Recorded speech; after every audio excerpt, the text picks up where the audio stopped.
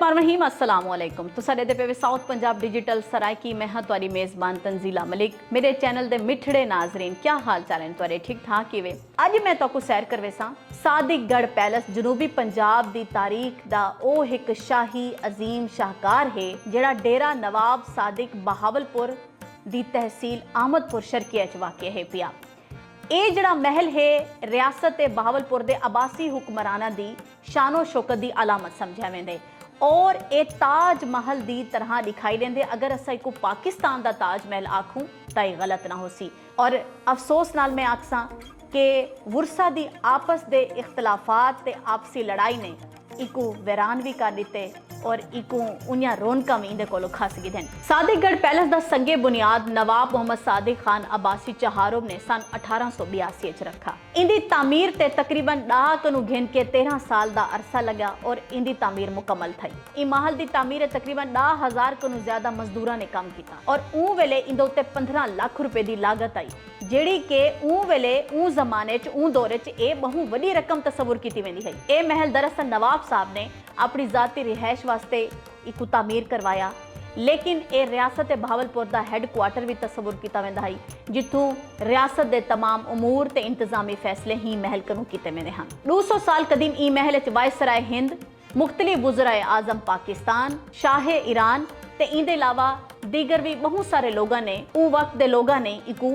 ई महल का दौरा किया। 124 एकड़ रकबे ते फैला होया है जेके जड़ा कि एक अजीम शाहकार है पिया। सब तो पहले जेरे वेले उथा दाखिल थींदे इंसान तब बहु वड्डियां उच्चियां दीवारां साकू नज़र देन, जड़ा कि दीवारां दी फसीलां दी जड़ी एक ऊंचाई है पई ओ 50 फुट आखी वेंदी है, क्योंकि दिफाई लिहाज नाल भी इको जड़ा है बहुत ज़्यादा मजबूत बनाया गया और ये एक अजीम शाहकार है। महल दे वास्ते च एक बहु बड़ा सारा गुंबद है, भला इंदे चारों पासे बरामदे हैं पे। ये महल 3 मंजिलों ते मुश्तमिल है, इंदे विच 120 वड्डे कमरे मौजूद हैं पे। महल दे अंदर तय खाना भी मौजूद है जिथा रियासत बहावलपुर दा सारा खजाना रखा गया हा। सब तो पहले इंदा बहु बड़ा दरवाजा नजर आंदे, इतना इंदा शानदार गेट है पिया और जेड़े लोग उथा वेनन विजिट करन देखण वास्ते ई महल को ई महल दी सैर वास्ते वेनन बहुत सारे टूरिस्ट, बहुत सारे बैरून मुमालिक तो लोग आनन और बहुत सारे अजा भी बेशक ये हाली अपनी असल हालत मौजूद कोई नहीं, लेकिन हाली भी लोग इंदी सिक रखे न, इंदी ख्वाहिश रखे न, इको देखण वेनन।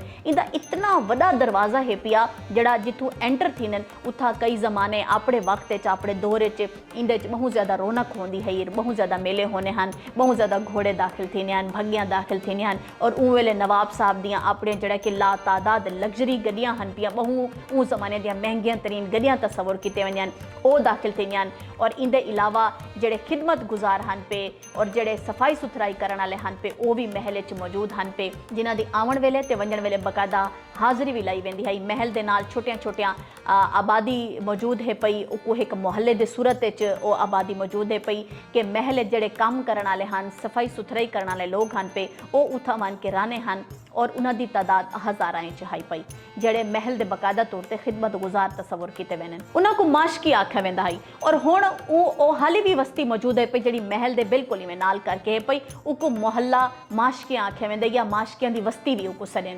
महल दे अंदर सही दरबार हाल है पिया, जनान खाना है पिया जेको जनाना हरम भी आख्या वेंदे, भला इंदे विच लाइब्रेरी मौजूद है पई। लाइब्रेरी दे नाल शाही कमरे हैं पे, शाही कमरे च इंदे अलावा मेहमाना दे रिहाइश वास्ते कमरे बनाए गए बड़े खूबसूरत करके और इंदे अलावा शाही किचन है पिया। महल दे अंदर फाउंटेन भी लगे हुए हैं जेको फवारे आदन और वो बड़ा खूबसूरत मंजर पेश करे हैं। इंदे अलावा डाइनिंग हॉल भी महल छे पिया जड़ा बायक वक्त 100 कनु ज़्यादा लोगों को सोने के बर्तन च खाना जड़ा है उन्होंने सर्व किया वेंदा है, उन्होंने खाना खवाया वेंदा है। बैरूनी साइड ते सीढ़ियां बने हुए हैं, लेकिन महल दे अंदर ऊ जमाने ऊ वेले भी लिफ्ट बनाई गई है जड़ी कि हाली भी मौजूद है पई ई महल च, ताकि शाही फैमिली को उत्ते आवन वंजण वास्ते उत्ते तले आवन वंजण वास्ते, क्योंकि महल 3 मंजिलों ते मुश्तमिल है पिया और महल च कमरे भी बहुत ज़्यादा सैकड़ों की तादाद है पे, तो उत्ते तले आवन की सूरत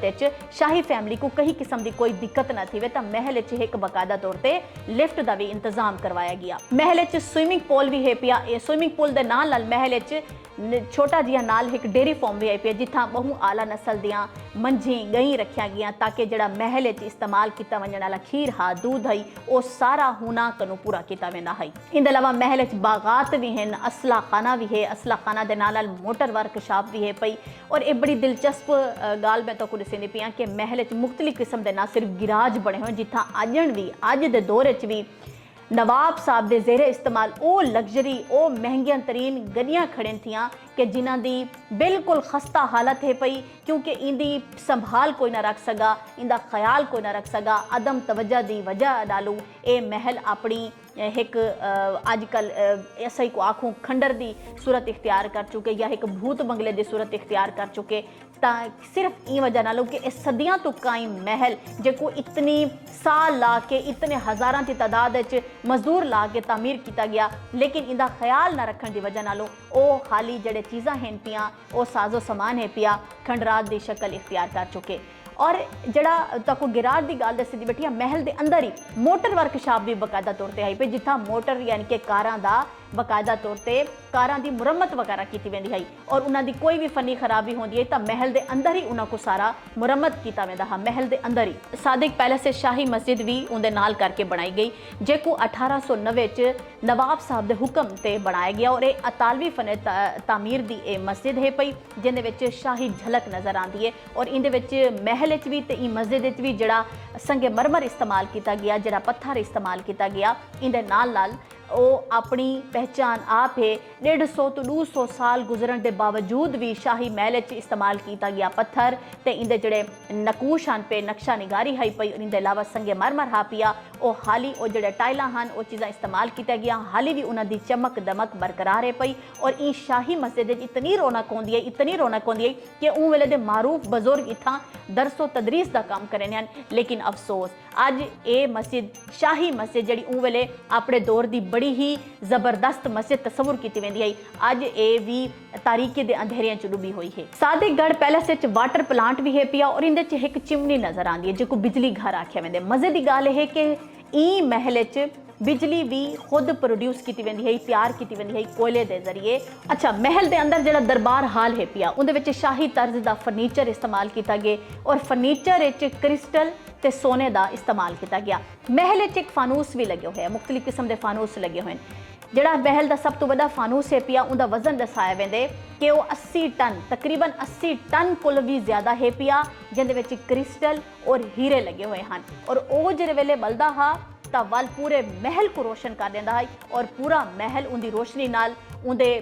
क्रिस्टल्स नाल उनके हीरियां की चमचमाहट नाल जगमगा उठदा हा। जड़ा कादे आजम रहमतुल्लाह अलैह अपने पहले गवर्नर जनरल का हलफ चावण पे हैं तो नवाब साहब ने कायदे आजम को ऊँ जमाने की लग्जरी गड्डी जो को रोल्स रॉयस आदन नवाब साहब ने कायदे आजम की ते भेजी बतौर तोहफा और कायदे आजम रहमतुल्लाह अलैह ऊँ गड्डी बह के अपना सब तो पहला गवर्नर जनरल का हलफ चावण गए हैं। इनके अलावा तारीख दसेंदी है कि जडन तकसीम हिंद ते तकसीम हिंदुस्तान का वाकया पेश आया हिंदुस्तान के जड़े पंडित जवाहिर लाल नेहरू हैं पे ओ नवाब साहब कने आए और नवाब साहब कने रिक्वेस्ट की थी कि तुसा इंडिया नाल शामिल थी वनो पाकिस्तान नाल शामिल न थी वो लेकिन नवाब साहब ने उन्होंने रिक्वेस्ट को इनकार कर दिता और नवाब साहब हुकूमत पाकिस्तान दे नाल इल्हाक कर गया। हुण इहदी मौजूदा हालत थोड़ा जी मैं गाल मुहाड़ करेंदी जुला कि अफसोस नाल आखे वेंदे दिल खून दे हंजू रोंदे कि अफसोस कि असां अपने ई कीमती सकाफती विरसे की हिफाजत नहीं से कर सके ना हुकूमती लैवल ते इकू तरजीह दी गई है ना ही इन्हां दे वुरसा ने इकू तस्लीम किया और ना ही इन्होंने वुरसा ने दी देखभाल की और अज ये बदहाली और तारीकी डुबिया होया है और वीरानी का एक मंजर पेश करेंदे कि जिस वेले इंसान उत्था वन के दे दे और इंसान सोचेंदे कि ये अपने जमान का अजीम तरीन ना सिर्फ महल है बल्कि कुछ शाहकार आख्या वेंदा हा हुण ये कितना खस्ता हालत मौजूद है पिया क्या असा बैरूनी मुमालिक तो नहीं से सीख सकते कि जड़े अपने अजीम विरसियां दी सकाफती विरसियां दी ना सिर्फ सुञाण रखे ने बल्कि उन्होंने ख्याल रखे ने उन्होंने हिफाजत करें और उतो बहुत ज़्यादा ज़रे मुबादला कमाने। सोचो अगर असा भी इहदे थोड़ी जी तवज्जो देऊँ तो असा भी इहदे कोलों ज़रे मुबादला हासिल कर सकते हैं और साड़ी मुआशरत च अहम किरदार अदा कर सकते हैं। इहो जे तारीखी विरसे इहो जे सकाफत तारीख दसेंदी है कि ई महल को 5 टुकड़े तकसीम किया गया क्योंकि इहदे 5 वुरसा इकू तकसीम किया गया बकायदा कोर्ट इंदा केस चलिया और उन तो बाद इंदी तकसीम थी, लेकिन भला इंदे जे वेले टोटे टोटे थे इको तकसीम किया गया तो कहीं ने भी वाल इंदी कोई संभाल न रखी, कोई ख्याल न रखा। कीमती चीज़ों का भी दसाया वेंदा कि बाज़ात कीमती जड़े जेवरात हैं, नवादरात हैं, बहुत ज़्यादा समान साजो समान होता है पिया, हर लिहाज नाल महल सहूलत मौजूद होती है पई, तो वो भी चोरी भी थी गया। लेकिन आपसी इख्तलाफात की वजह नालों जड़े नवाब साहब के वुरसा हैं पे उन्होंने आपस ना मामलात तय थे, ना मामलात बन सके, जिनी वजह तो जड़ा ये महल है पिया ये बदहाली का मंजर पेश करेंदे, बदहाली की दास्तान सुनवेंदे। देखने वाले भी न सिर्फ हैरान थी बल्कि उन्होंने भी कलेजा पसीज वेंदे और खून के हंजू रोने लोग देख के कि इतना अजीम शाहकार अज ई हालत मौजूद है पिया। सोचो अगर असा इंजे सकाफती विरसियां का ख्याल रखूँ और इन्हां दी सुञाण करूँ, इन्हां दी देखभाल करूँ, तो असा अपने आने वाले नस्लों को एक शाहाना तोहफा दे सकते से और वो भी कल को आके देख सन कि सदियां तो खड़े ये चीज़ां जड़े अपनी माजी दी यादां दी कहानी सुने ने, दास्तान सुने ने और इंदे नाल ही अपनी मेज़बान तंजीला मलिक को देसो इजाजत साउथ पंजाब डिजिटल सरायकी दे प्लेटफॉर्म तो। लेकिन मेरे को कमेंट बॉक्स ये लाजमी दसे सो डेरा नवाब दे सादिक पैलेस को तुसा विजिट कीते, अगर नहीं किया इतफाक थी वे तो लाजिम इको विजिट करे सो और तारीख जरूर झाती पे सो। और मेरे को इंदे नाल ही देसो इजाजत, अल्लाह सोने दी अमान।